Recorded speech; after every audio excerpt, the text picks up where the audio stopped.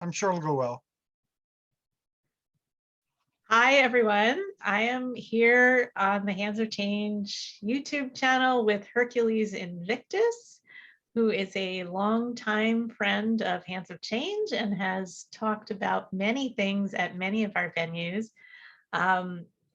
I believe that he is probably an expert in many areas, but what we're talking about tonight is Greek religion. We're going to hear a little bit about how he came to the practice of the way he participates in the spiritual realm, and a little bit about what that looks like.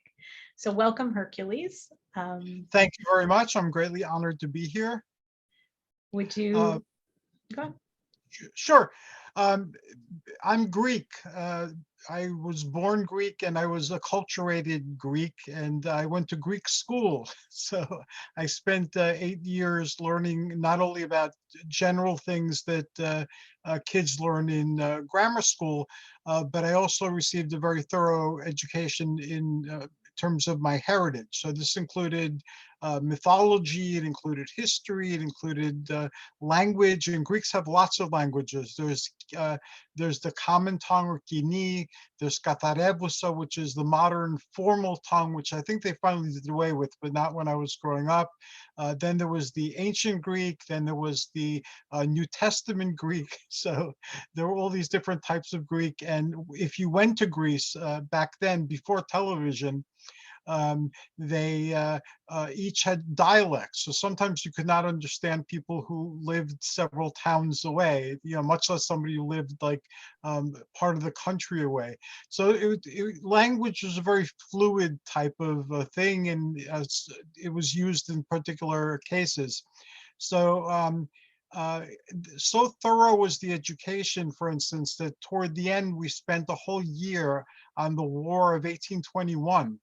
And when I went to high school and we were covering European history, there was like 3 sentences on 1821. And I just spent like a year learning all about it. And Greeks, even though they're Greek Orthodox now, they're very proud of their past. And so they taught us extensively about the history, the religions, the philosophies. I even learned a little bit about theurgy in grammar school, and that's a story for another day. But I got all this stuff, and we also learned the Christianity, but I never resonated with the Christianity because the Greek gods had lots of kids, instead of just one and only child. And the kids went out and fought monsters and they did all sorts of interesting stuff. And there was also the understanding that being human was tough. So, that was embodied in all of the tales of the heroes, who were mostly the children of the gods or the children of kings. They each had a heroic power, something that made them who they were. And there wasn't really an attempt to get balance. That came later on with, with balance all things. So they had human flaws. And so that seemed more real to me than the Christianity, the monotheism that I was learning. Also, I didn't particularly care for the priests. So I didn't want to go to a place after I died where there were priests and people like that telling me what to do. And I remember one of the concepts one of the priests has is that you'd be spending eternity on your knees saying hallelujah. And I have attention deficit disorder, I guess. It was never diagnosed. So sitting still for more than 30 seconds to do anything seemed daunting. So spending eternity on my knees saying the same thing over and over again seemed like a worse hell than any I could imagine. Toward the end of grammar school and into high school, part of me stuck to what I liked and knew from my heritage. And then another part of me started exploring. And this was, Wicca was very prevalent by then. So first I came in contact with Wicca. I didn't really resonate with Gardnerian Wicca.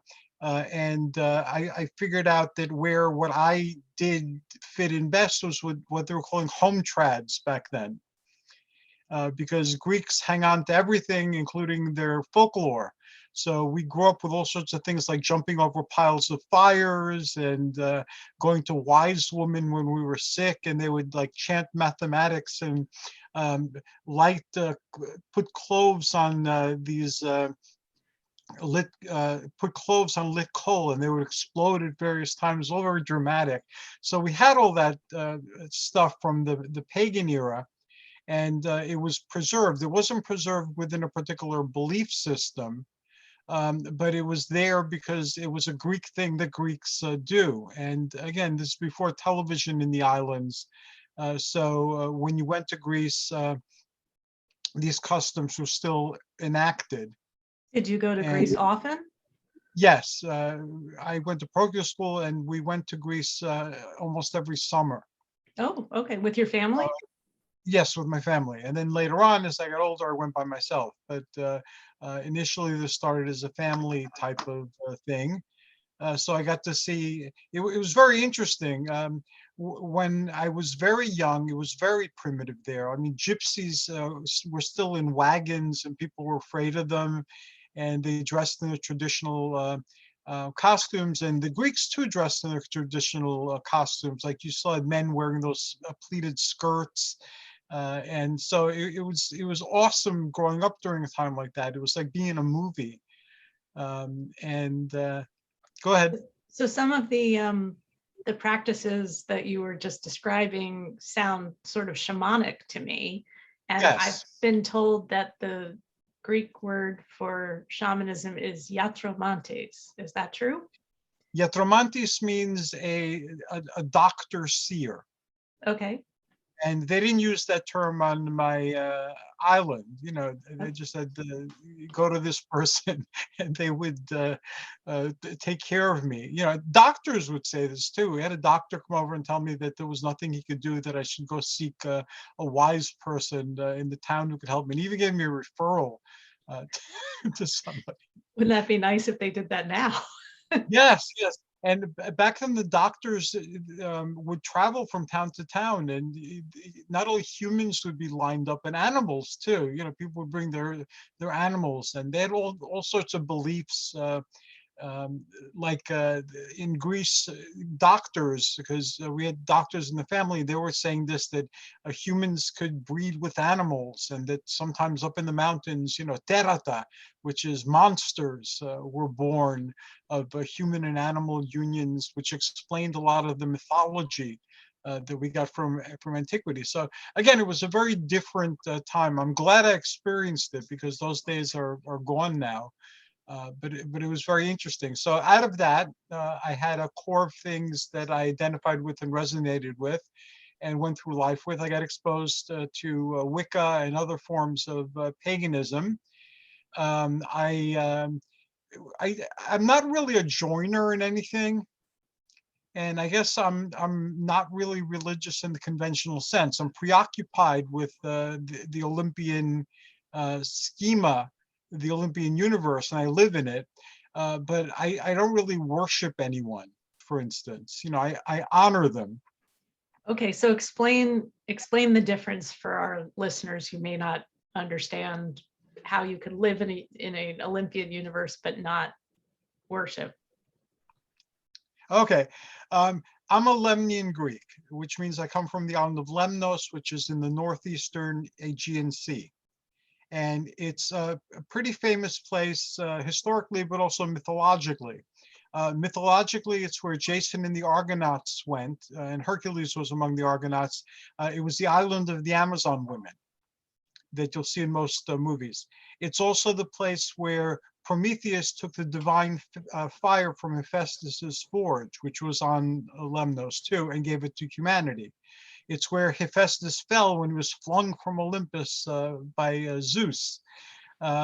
Orion the hunter, when he was blinded, he went to Lemnos because the soil in Lemnos was healing soil. Philoctetes during the Trojan War. After he got bitten by a snake, he was left there on Lemnos with this festering wound.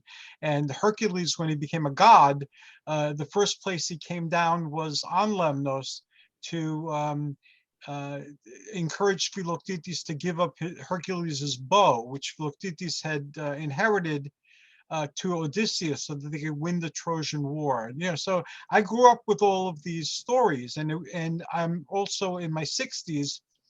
So I was born into the Peplum era, the sword and sandal movie era.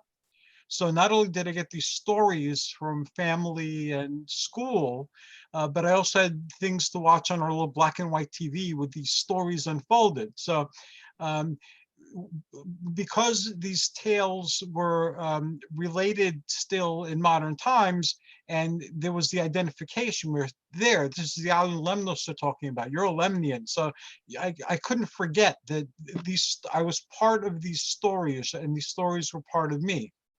So that stayed in me, and it's still in me. But again, as a teenager, you rebel. So I explored many other things, and I found many things of value that I retained. But when my journey into the world and looking at different things was complete, I found that what resonated most with me was this Hellenic spirituality. And the gods are my ancestors, according to this spirituality. Hercules and the Argonauts, they had children on Lemnos, and these children grew up and they ruled the island for a while. And then they got kicked out, and some of them went to Africa. There's all sorts of stories, but the stories give you a place. And being Greek or belonging to a culture that has a very long history, you're part of like a river that's moving through time, and behind you far enough there's a mist, and then in front of you there's a mist, but you still get a sense that you're part of something, that's moving forward. So you're an individual, but you're also part of this big thing. And with cultures that are old, the past has precedent, and the stories are in the past. Whereas here, we have science fiction like Star Trek and things like that, where our stories are in the near or far future. When you come from an old culture, the stories are all from the past, and these stories are playing out, and you're part of these stories.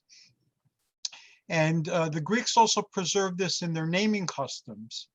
So you're usually named after a parent or a grandparent or somebody else, and these names follow you from generation to generation. And people who've passed more than a couple of generations ago, where nobody remembers them, they're the forgiven. That's what they call them, the forgiven ones. And then you still have the names. Like I found out even this week, I found out that some figure in Lemnian history was actually part of my family. And then I looked at the names of her family. It was Marula, the last of the Amazons, she's been called. In historical times, she was a woman warrior who fought for independence. So she was of the Komnini, which was a family name, and that's part of my background. And I looked at the names of her family, and it's the same names that pop up in my family. So again, they recycle these names. So you're part of that too. You're part of this recycling process where the names survive even into the future. So how does having an ancestress who is an Amazon warrior, a woman warrior, play out in Hercules, your life in modern 21st century or whatever? It's part of that stream that I was talking about. So I'm part of that stream too, and I'm moving forward, and I'm connected with these stories. So because it was an Amazon island, and Lemnian women are very much like the Amazons of old, I never grew up with the males and females having these, there being any inequities, because I'm descended from Amazons and I'm proud of it. So that's one effect it's had on me. And because in the stories that I grew up with, and in the stories that resonated most powerfully with me, these figures, including divine figures, came before. It's like they're part of the family. And just like we have family tales that we tell, including of magical family members in the past and how they dealt with their thing. Like I have two in the last couple of generations, Kostas and Menandros, each of whom has their own folklore that's told of in folklore books. So again, it's the stories that live. So I'm part of very much these stories. And my spirituality is mythic, like a lot of people who are pagans, and it resonates with these stories. But I don't really, and I have statues. I'm Greek, so we have statues and icons and things all over the place. There's not a free surface in my home that does not have gods on it of some type. You know, my wife is a Celt, so there's Celtic gods in there too. And then there's other gods we picked up on our individual journeys that are welcome in the house as part of our family. So I honor the gods. The gods came from the past.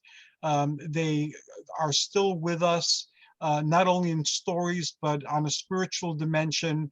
Like all honored ancestors, they have a wisdom to impart. They're immortal beings, so they have an immortal perspective rather than just a human perspective. And I feel that they're very much a part of my living life. So they're not something that's far away that I need to placate, or that I need to, you know, I've always compared a lot of what people do with the gods to like dating. So like when you're in a courtship relationship, you do stuff like, you know, you might buy a dating guide or, you know, or whatever, and do date type of things. But then when you're in a relationship, even though it's still fun to do date type of things, and they keep the relationship lively and exciting, you don't need to, because the relationship evolves and it's something else. So I feel the same way about the Olympians. You know, they're part of my family. So I don't light candles to my family. I don't take my family out on dates. So they'll do special things for them every now and then, just like with the gods. You know, it'll be, you know, I'll get a new statue, and, you know, or I'll light a candle, you know, for a holiday or something, the same as I would for a living member of my family. And I feel like I have that same type of relationship. They're not something foreign. They don't hate me. I don't have to win their trust or respect. They're family. So in that sense, I honor them, but I don't really, like, I don't worship them. I'm not going on dates with them. So, okay, so in your hero journey that you're walking in your life, is there a time that you like sit down for Thanksgiving dinner with your family of gods? The gods are very much part of my daily life. Okay. So I'm always sitting down with the gods. We don't have a separate seat with a separate plate, but, you know, they're there. They're there They're all the time. present. They're present all the time, just like people in my family who have passed on. They're present all the time. I can't see them with my physical eyes, but I can feel them Okay. sometimes, or I'll remember something that they said, or, you know, regardless of whether you want to think it's your memory or that they're talking to you. The jury's out on that, depending on what you believe.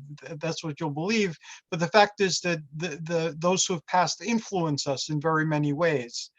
So I'm open to that influence. Their families. So it's the same thing with the gods. So I honor the planets, and I have a planetary practice, and every day is a holiday. So Sunday, everything sacred to the sun, or Hercules, he is the solar avatar that is most in resonance. That's his day. He's the external world and my relation to the external world. So even though that's true 24/7 every single day, that's a concern, I have a special day where I think about that more so. You know, I devote a little bit of extra time considering a sphere. Monday's the moon, the lunar avatar is Athena. So she represents the internal world. You know, both of them are heroic endeavor. But Athena is more the internal world. But they're like the symbol of the Tao. Mhm. Yeah, they're both solar and So like lunar the aspects. like the yin yang, is that what you mean by the? Yeah, Yeah. yes, the yin yang. So there's like black and white with like a dot of each in within. So it is with Hercules and Athena, mythologically and in my experiences with them. So they're both the luminaries. They each have their own day. So that's how I personally work with the gods. I work with the gods on their spheres on that particular day.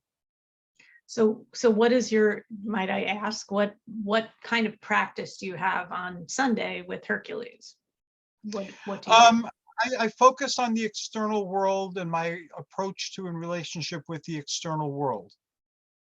I look at things like my workout, my diet, and what am I eating? How am I doing medically? I look at all those different things. I think about my tasks that I've undertaken in the world, like my podcasts, like the type of events that I run, the type of responsibilities I have with my community. Like, for instance, I'm a friend of the library. I'm the president, actually. I'm the chairman of the Access for All committee. And I'm the champion of the Tenafly Mayor's Wellness campaign. So I have some responsibilities to my community. So these are all the external world. So Hercules, again, is the solar avatar for, and those are his sphere type of things. So what am I doing for myself in that direction? What am I doing for my world in this direction? And that's how I honor the god by, those are things in the God sphere. And I'm not only attending to those things in my own life and the life of the people around me, but several circles more of people around me. So the wider my circles, the better I can honor my God. But that's a growth thing. So is this like, so would Sunday look like I'm going to spend 10 minutes thinking about my exercise and what I'm doing? Or is it like all day Sunday, I'm just paying attention to all the things that happen in my No, external world? because life happens. So, and I think about my external world again on other days as well. Like, in those magical books where they have by the hours. I'm not that Planetary hours, yeah. focused on it, but it expresses the same idea that basically, yeah, we have a system, we have a way of dividing the week, and you could use this system, as a spiritual practice, but every day has everything in it, just like we have all the gods in us. We resonate with a certain few, just like we resonate with certain people and they become our friends, and certain family members and we hang out with them more. So it's the same thing with the gods and the days. And Monday, I'll spend a little bit extra time working on my dreams, looking at, am I remembering them enough? Did I attain lucidity? Did I learn anything new? What could this have meant? Let me spend some time doing some active imagination or meditation, see if I can get some insights on it. Tuesday is contest. It's Mars. It's Aries, as we call them in Greek. And there too, our lives are a bunch of contests, not only with other people, with ourselves too. So I look at, how am I doing with various things? And some of them I've looked at already on Sunday and Monday, but yeah, because these things, again, they blend together. So I devote some time to thinking about it. I think about it other times also, but I make sure that on that day a week, I spend some time thinking about it and doing something about it to keep me on course with where I'm going with my life. Also, I try to, as much as possible, to read or experience something about the god and their spheres on that particular day. So I might read a book on Hercules or part of a book on Hercules. I might read a comic book about Hercules or watch a Hercules movie or something, anything, just to basically make a bridge between my life as it is and the mythical cosmos that has always been my heaven, for lack of a better term. Right. No, that's great. I love that. So would you mind just very briefly saying what Wednesday through Saturday is? Oh, sure. So people have a complete view of what that practice is? Wednesday is Hermes or Mercury, And I was born a Gemini. I'm not very Gemini-like, but I was born a Gemini. So Hermes is the one who brought me here, and I have a special relationship with Hermes. And we live in the age of Hermes now with communication. Like what we're doing now is a very Hermes thing that would have been inconceivable before. So on Wednesday, I think about communication. Again, communication with myself. Am I being honest with myself? Am I looking at things and understanding them the correct way? My relationships, my family, my friends, my world, and with all the different types of communication, and now many of them are suspect, what information do I trust? How do I determine which information is actually correct or helpful? So I think about things like that more so on Wednesday than I think about it on other days. But I do think about it on other days too, because again, the God spheres permeate all of our life and not just on one particular day. Thursday is Thor's day, which is how we get the word. And in Greek, he's equated with Jupiter or Zeus. And Zeus is responsibility and vision. So my vision, is it sustaining me? Is it sustaining the people in my life that I care about? Is it sustaining my community? If not, there's something wrong with my vision and I need to work on my vision. Also being in charge, what am I responsible for? Am I fulfilling my responsibilities? And again, I fall short a lot in a lot of different areas, but then that gives me something to work on. So it becomes like a process. So in a way, you could say it's like visiting that particular God on that particular day and getting like a job review on how I'm doing in that particular sphere, and then what I need to work on. And so that's what the Thursday is. Friday, which is we get from Freya or Frigga, depending on who you read. That's Aphrodite's day or Venus. And that's a day for love and relationships almost exclusively. So the different types of love, it's a different relationship. Like I remember I spent one day where most of the thoughts on that day were, am I displaying enough affection to my pets? Because so I had to think about that. And I could say that some pets I've expressed a lot of affection to, and some pets not so much. And if I had to do over again, would I have expressed more affection to those pets? Yes, because pets don't last very long. So I could have contributed something to the quality of their lives had I been more affectionate. I can't travel through time and change things, but it molds how I deal with things in the future. So that's a Friday thing. And then Saturday is Saturn's day, and that's Kronos. And to me, Kronos isn't a bad guy. He's family too. So Kronos is a structure in cycles. So he's what resists through structure the cycles that are inexorable from moving. And his mythology tells us a lot about that.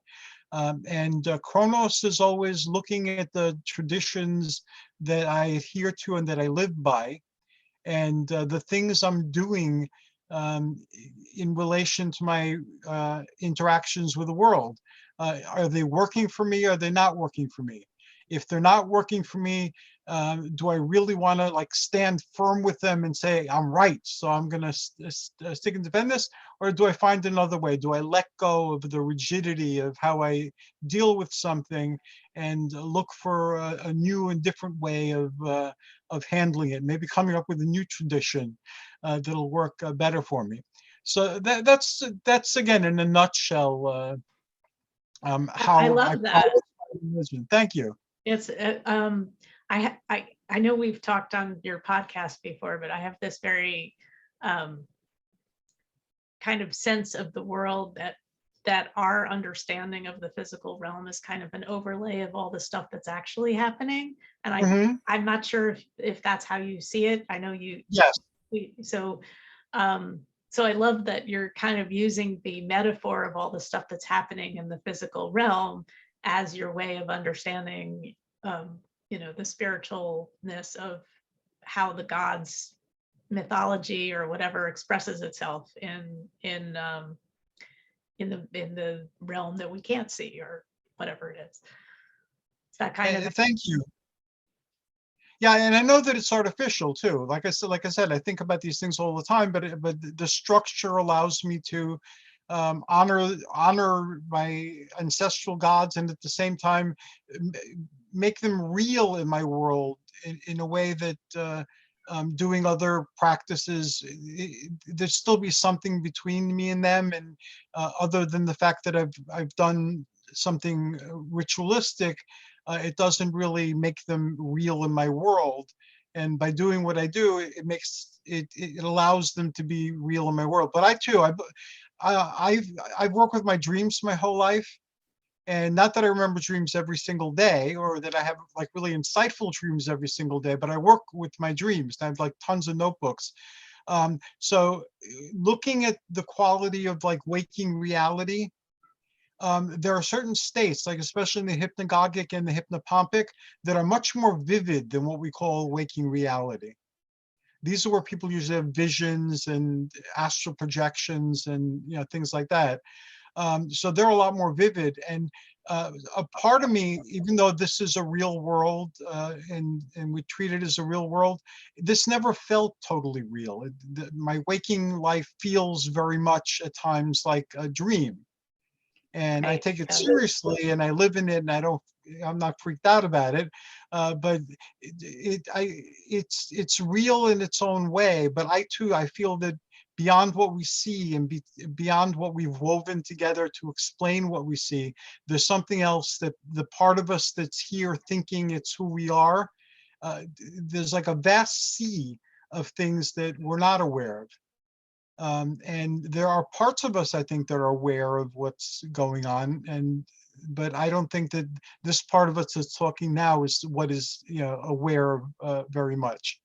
Right. I kind of almost think of it as like a shard of consciousness that kind of showed up in this physical plane, that most of the it's almost like this is the part of the dream that we've forgotten or something, Yes, is what we're aware of most of the time.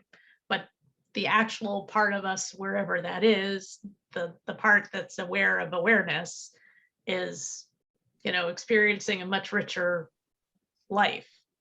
yes. My wife pointed something out that I hadn't thought of. She said it simply, but it was very brilliant. I was telling her I was going to try taking vitamin B6 to see if I could remember more of my dreams. Because vitamin B6 is something that you can use. So I was contemplating this, and I was going to buy some B6 and try it. And she goes, "Well, really, Hercules, how much of your waking life do you actually remember?" And that was very true. Thinking at the end of the day, and I review my day, my review is like a minute's worth of memory out of all those hours that have passed. And a day or two from now, I might not remember any of that unless I've written it down. So in truth, how much of our waking reality do we remember at any given time? So did you try the B6 Yes, thing? I did.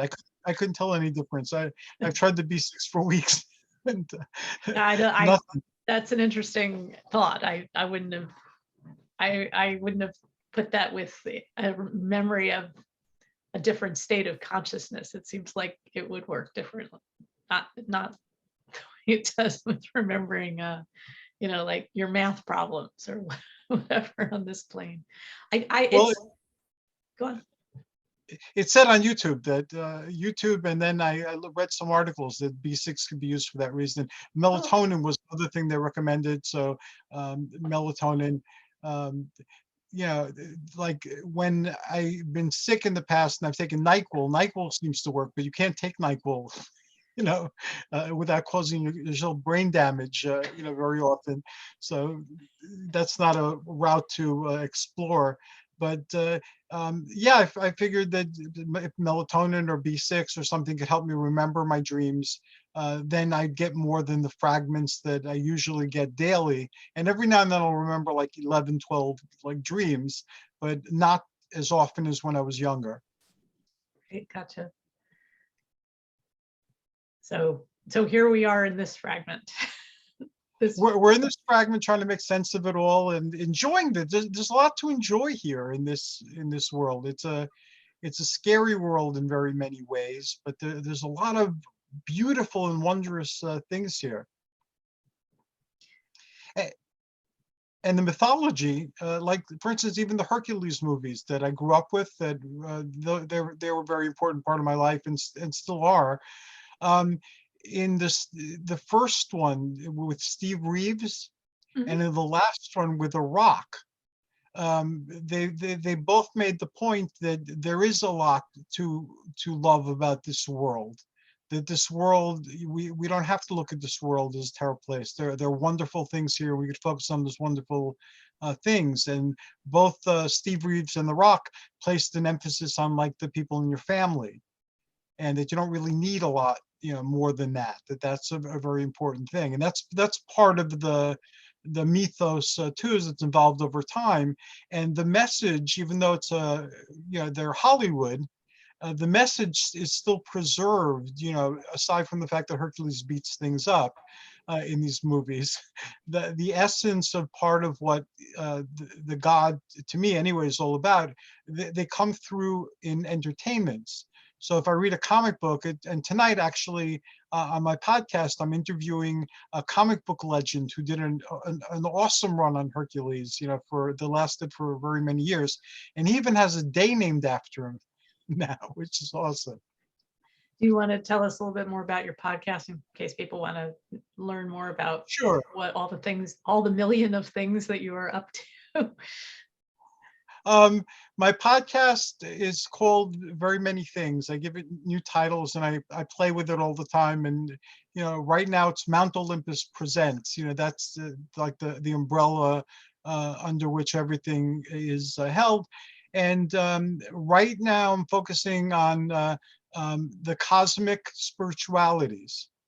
So this is anything from ancient astronaut type of thing, to UFOs, to UFO contacts, UFO abductions, to religions that have arisen since the 50s around UFOs. I believe that what we're seeing now and calling UFOs are part of that greater reality. Okay.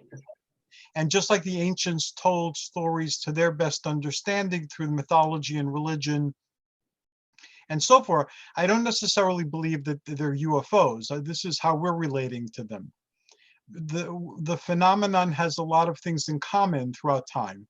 So I'm looking at the commonalities, and other people have done this, and seeing that in the mythology, in the folklore, in the religious experiences through a wide spectrum of time, through occultism and magic, through our modern UFO sightings and experiences of all sorts, the MO and some of the elements are exactly the same. Our explanations differ.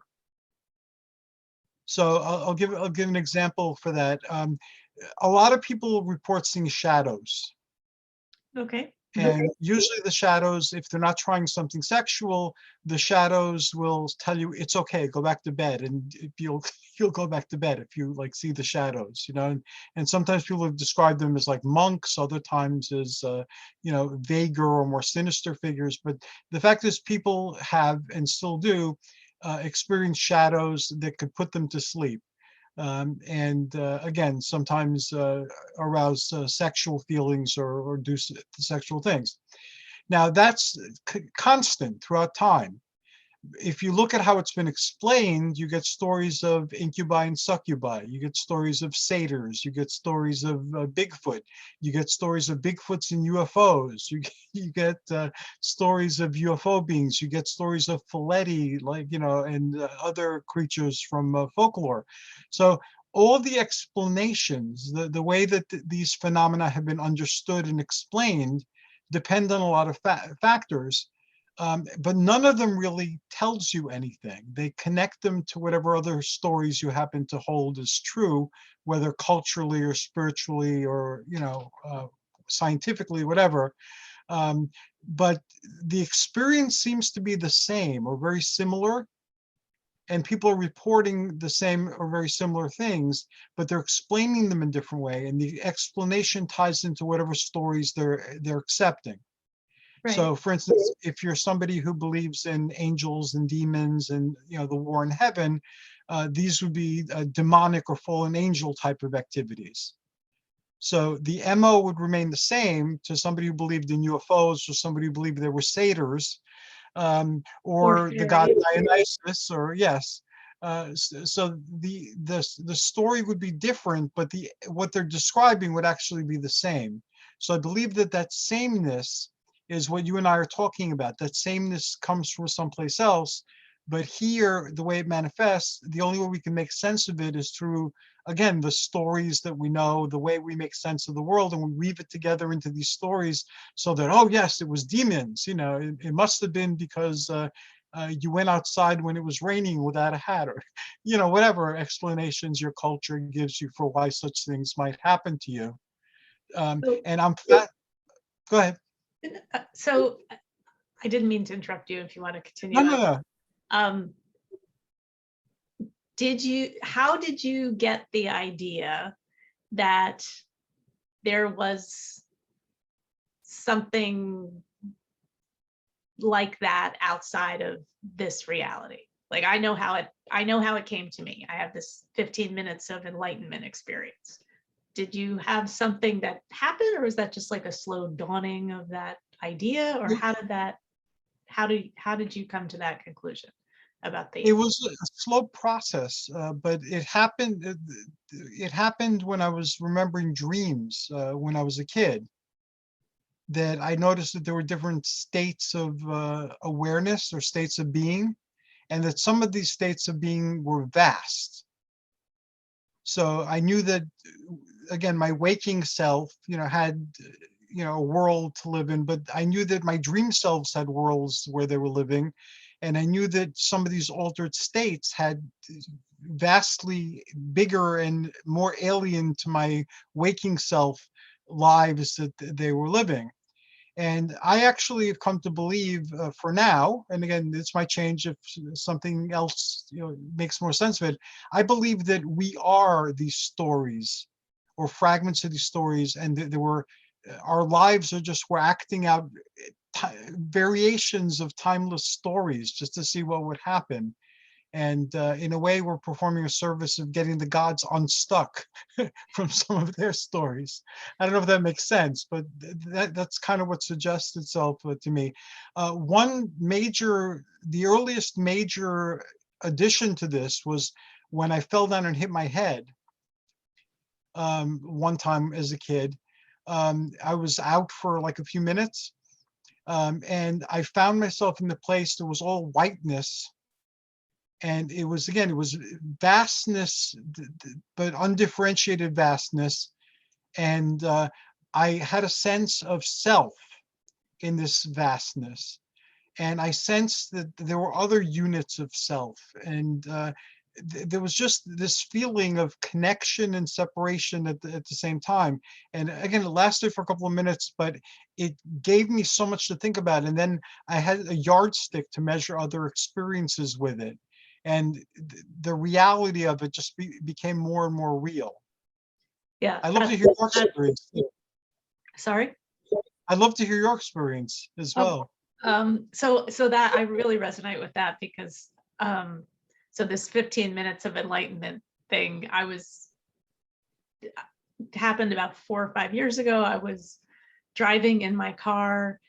I've been spiritual for very, very long. Yes. But I was driving my car. I was coming from sitting meditation in a park. I was listening to Deepak Chopra in the car radio, and all of a sudden, I experienced this thing where so I was the car, I was the road, I could see the road through the car, I was flying, and I had this sense that, like, my understanding of reality was nothing, like that it was, and that lasted for like 15 minutes or something like that, but since then I've taken that little moment and kind of considered the rest of the world as being like a metaphor for whatever, which is also kind of my understanding of shamanism, which I've played around Yes. quite a bit. That like what we see in the shamanic realm is kind of it's like, so like the stuff that is an object in the shamanic realm is a concept in our world and vice versa. So that like happiness in our world might be a field of pink roses in the shamanic world. I'm just making stuff up. So it gave me kind of a different understanding of how to look at the physical realm, where my consciousness always is, or at least, this fragment of my consciousness, Mhm. and how, what else is going on. And I also have this belief that that humans, our version of humans in this realm, are self-actualized, which kind of fits in with what you're saying about how the gods are trying to act out their stories and work through them through this layer of reality, whatever that is. So That is so interesting. Yeah, I've had those experiences too, where it's having a perspective and then having an outside perspective simultaneously, and then, like you said, it telescopes out, and each of the perspectives are very different in their reality, but altogether they constitute reality. And when you have, I don't know if but when you have that type of experience, you notice it popping up like sometimes for brief moments here or there, where all of a sudden you get a flash of that and you remember, and like not just remember in your mind, but remember, and you find yourself experiencing that. It's like in dreams, if you do lucid dreaming, after a while you realize that you're lucid dreaming all the time, right, and then you yes. begin to wonder, is this some sort of lucid dream? Because magical things do happen, things do manifest, and thoughts can bring things about. um, and that happens fairly often, especially if you start like looking at synchronicities, and then you realize how often that happens, and it becomes very disconcerting how often that is happening around you. And it just reinforces the fact that, again, yes, this is real because we're in it, but this isn't what reality is. Reality is something else totally different. Well, it's real, like our dreams are real. It's real, like the Hmm. movie is real. I was just having that conversation earlier about mythology. Um, I was talking to a friend who's a magician. He's not a magician with rabbits out of the hats, but a hermetic magician. Ceremonial magician. Yes, Yeah. and we were talking about how a lot of the popular culture offerings that we get today, like through Star Wars, through Star Trek, through Marvel comics, they have elaborate mythologies at this point. They almost have theosophies at this point, where they have like very intricate interconnections and lore that's meticulously compiled and so forth. That for someone who's raised in that, a lot of the story elements or the archetypes, or any way you want to look at it, are inherent in these tales as well, and they're recognizable. And there have been tons of books about how the comic book characters are the gods in their new guises, and that with not even too much thought, you can identify one with the other, just like in the magic books where they have the tables of correspondence. Mhm. You do that with comic book figures too, and with the Star Wars and other movies. So these are our emerging mythologies. And like the original mythologies, they're a form of entertainment. Mythology was told by bards, by playwrights, and other people in antiquity who were concerned with entertaining audiences. And they drew them on pots and craters and cups, just like now they're on McDonald's or Burger King plates, or the comic book characters and the science fiction characters. So in a sense, popular culture keeps taking the mythology and making it relevant to our day and age. So a lot of individual practitioners of magic or paganism or whatever are using pop culture now to and operating within the context of the popular culture.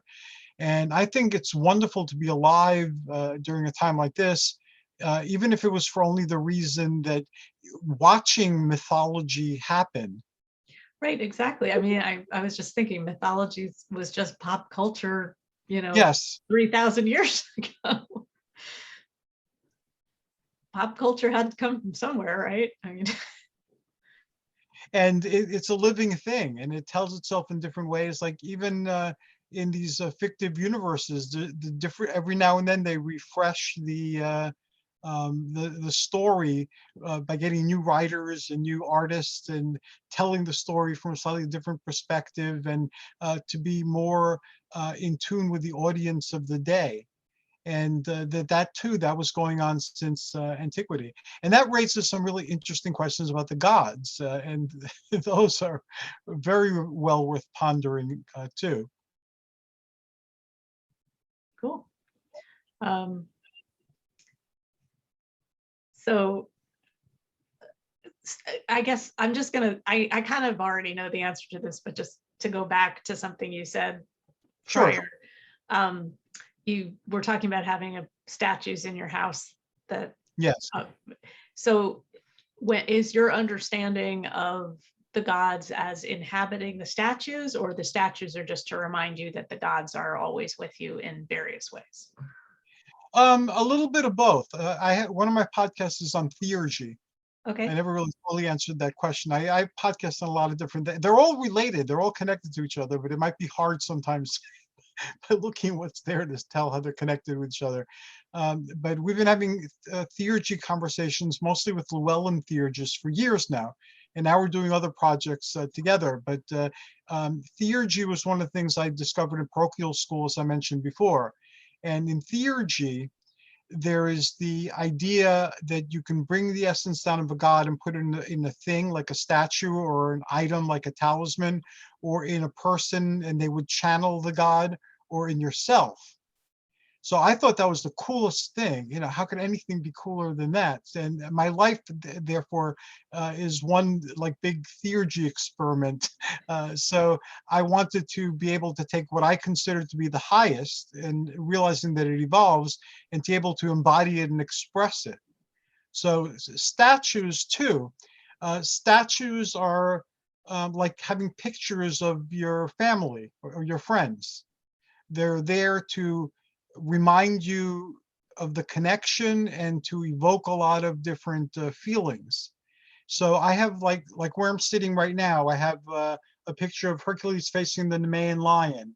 I have a mask of the jaguar god of South America, which has many features in common with Hercules. I have an iconostasi, an icon stand full of gods, Olympians mostly. I have pictures of Steve Reeves' Hercules, The Rock as Hercules, Reg Parker's Hercules, Lou Ferrigno's Hercules, Hercules and the Moose Orania, the Marvel Comics Hercules on the other side. So these are all in my immediate area. So what they do is they keep that connection alive for me. And so they're not alive in and of themselves. So if you're Greek and you have thousands of statues, I'm exaggerating, but lots and lots of statues, you can't clean and tend the statues like a lot of people think you should be doing in modern theurgy. There's not enough time to do that. There's too many statues. You keep the area clean like you would your house, or any other area where you're respecting living there. But the statue is not the god. Sometimes the statues will do things which you could use in a synchronistic type of way, or in a symbolic type of way. Like if you're interpreting, if this happened in a dream, what would this mean if my statue falls down? Or, if something like that happens. So it does have like the ability to be used as a divination. And some statues seem to exude the essence, or some pictures seem to exude the essence of what the god represents, and create a stronger resonance. But again, some of them, after all, they stop, and you need to find something that better reflects the resonance. The same way you might need to take a new picture and put it on your wall with your family. There, I don't know if that answers the question, but yeah, yeah, absolutely. You reminded me of a ritual that I participated in for many years, and probably will again, at Four Quarters Farm, which is a interfaith sanctuary in Pennsylvania, interfaith pagan sanctuary, mhm. where they have a statue of Aphrodite, and every year on during the July 4th weekend, which is they celebrate as Drum and Splash, they take the statue of Aphrodite, they parade her through the entire Mhm. campground, and then they bring her down to the river and bathe her. And Yes, the Gideon, yes. yes, so that was kind of what you mentioned, the bathing of the statues, that's what they do. And then somebody acts as the politician and gives a little speech about the community, and which, because it's Aphrodite Pandemos, right? It's the Aphrodite of the community. Hmm. That's a very ancient practice. They did that in antiquity, and a lot of people don't realize that the statues weren't just white back then. They colored them where they were like life color, and they used to dress them too. So at certain points, they would wash their clothes and change their clothes. At other times, they would parade them around the community and then bathe them. So that's a very ancient custom. I'm glad that it's still being honored. Yeah. They've done various, I mean, it's not a, they don't have a specific practice. It's very, I don't know, eclectic at the farm, but they've done various Greek things. They had one year where they did like a whole Jason and the Argonauts Oh, cool. ritual experience throughout the weekend, which was really cool. Trying to think if there's any, they do a lot of more like South American and African kinds of things, but you know, the Greek stuff gets thrown. It's very common to our culture. We all, as Americans, grew up with Yes. Greek mythology in the schools, not so much the other kinds of mythology. So we are more connected with it just naturally. Even we play that out in a political arena. We have Democrats and Republicans. So all Yeah, the stuff hasn't gotten resolved. It's still not resolved. So we're still working on that. right, our little city states that are Yeah. always warring. Right? So as we can, you know, ask there to be or experience divine energy in an object like a statue, we can also experience that in ourselves. Is that part of Yes. your practice, which Wiccans call Yes. drawing down, right? Yes, definitely. It's all about embodiment and expression. It's not really about being a vessel or a vehicle, although it's been described in that way, because the God is in you. So what's being expressed is you. So you're not losing yourself. You're not becoming a slave to a God or anything like that. We have the potential to be everything. Everything is in us. And it's just where the resonance is, that helps define who we are. And for some people, it doesn't change. Like mine hasn't really changed my primary in much of my lifetime. And in others, certain circumstances, change the God that owns your head, as the Santeros describe it. Right.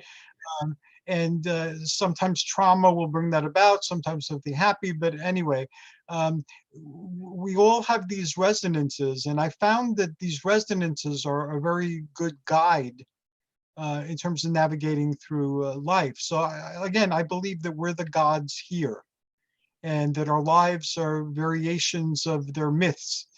So just like you could recognize these myths in comic books, if you read Joseph Campbell and Young, you'll be able to recognize them in your daily life as well, and to realize that these are our stories, they're humanity stories, and each of us is different, but we're kind of like the same as certain types of humanity. or certain types of person more accurately since the dawn of time. So we're still playing these stories, and whatever process of resolution is taking place, it is very slow in happening, because we still haven't seemed to have learned collectively the lessons from the past. I don't know, can we? Is it possible for us to learn the lessons of the past? I mean, or is that just a continual loop of how those archetypes get played out for eternity? That's an interesting question, and I've thought a lot about that. Part of my career, and I've had several careers, but part of my career was in psychiatric rehabilitation, and I had a gift for designing pre-vocational programs, Okay. where I didn't base it on skill acquisition, which is what everybody else was doing. I based it on coping and adaptive skills. So what I did was I created a bunch of circumstances where the same problems would recur continuously. They were part of the challenge of doing whatever I had people doing. So they were exposed to something, and I could see how they reacted to certain, types of stress. And then I would have them do something else with a different bunch of stress and so forth. So the entire thing was designed to have recurring problems. And everyone went their way through the different stations of the pre-vocational programs I designed, or the internship programs I designed, or whatever it was that I designed, and they would have the same problems that anybody else had with them. And the problems were part of the experience, because they would allow me to evaluate how they did under a certain set of circumstances, but then they would also show me what they needed to work on, so that I could shape their experience so that they got to work on the things that they needed to work on. Like let's say the stress was interpersonal. Let's say it was in remembering directions, whatever. I had an idea of where they needed help, and then I could have them do tasks. And to them, it looked like I was just assigning them work tasks. But I wasn't. I was giving them problems that they had to keep confronting, and depending on, I wouldn't throw somebody in a bad situation. I'd start them slowly, but that was invisible to them. So kind of almost like a spiritual ordeal. Right. The whole thing was there to evaluate and to help somebody get strength to the extent that they could, and then to determine if they were able to work. Right. Those were the criteria, and it would always happen. And back then, you could drink coffee and smoke in hospitals. So I was smoking back then. I hadn't smoked in many years, but back then I was smoking. So I always knew when somebody finished, because they'd ask me if I wanted a cup of coffee, and I'd say sure, and they'd sit, and they would tell me, I've been thinking that I could be working right now. It's like, oh, why do you say that? Because I'm working, I'm coming in, I'm, here a certain number of hours, I'm finishing a certain task, I might as well be making money for this. And I would tell them, congratulations, you just graduated the program.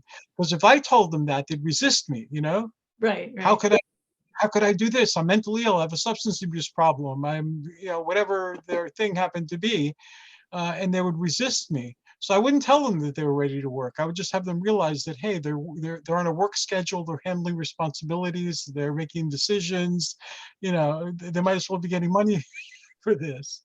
So I've often, very often wondered, because again, I've done this in a variety of settings. Also, I love role-playing games. So I've created a lot of role-playing games, and there too, in the role-playing games, the problem is part of the experience. And it's to get people thinking, in like a new and more constructive way. And role-playing, you're dealing with dragons and ogres and cyclopses and all sorts of things that you normally wouldn't in this reality deal with. So you need to think outside the box. So you say problem, I say adventure. Right.